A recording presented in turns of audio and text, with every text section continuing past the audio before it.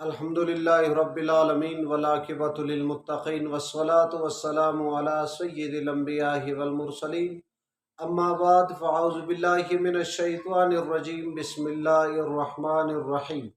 سامعین و سامعات، ناظرین و ناظرات، السلام علیکم ورحمۃ اللہ وبرکاتہ۔ ایک سوال یہ کیا جاتا ہے کہ عید کے دن روزہ رکھنا کیسا ہے، اور عید کے دن روزہ رکھنا اور کلیجی سے روزہ کھولنا، یعنی عید الاضحیٰ کے دن کلیجی سے روزہ کھولنا کیسا ہے۔ سن لیجئے، نبی پاک صاحب الاولاق صلی اللہ علیہ وسلم نے سال میں 5 دن ہیں، ان میں روزہ رکھنا نہیں ہے، یعنی اس دن روزہ نہیں رکھ سے۔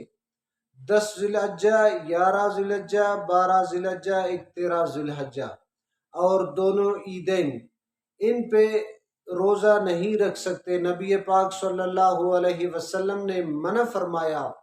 ہاں، کوئی جانور یعنی قربانی کرنے کا ارادہ رکھتا ہو تو اس طرح کہہ سکتا ہے، بھائی نبی پاک صلی اللہ علیہ وسلم کا یہ سنت طریقہ ہے کہ عید الفطر کے دن جو نماز کے لیے حضور روانہ تشریف لے جاتے تو یعنی کچھ کھجوریں سے تناول فرماتے۔ عید الاضحیٰ کے وقت تو کچھ بھی نہیں کھاتے نبی پاک صلی اللہ علیہ وسلم۔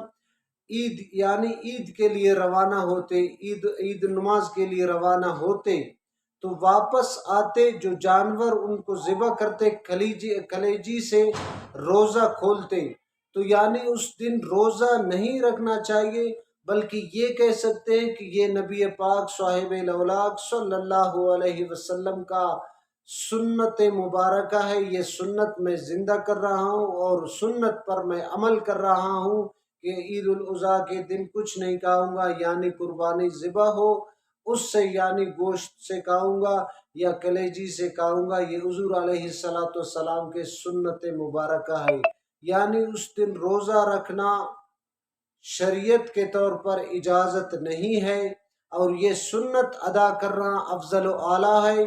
یعنی جو دوست سن رہے ہیں قربانی کرنے کا حق رکھتے ہیں، یعنی شریعت کے طور پر ان کو اجازت ہے قربانی کرنا، یعنی جو صاحب نصاب مالدار آدمی ہیں وہ قربانی کرتے ہیں، تو یہ سنت مبارکہ بھی ادا کرے۔ دعائے رب کریم سے کہ ان باتوں پہ ہمیں عمل کرنے کی توفیق عطا فرمائے۔ وآخر الدعوانا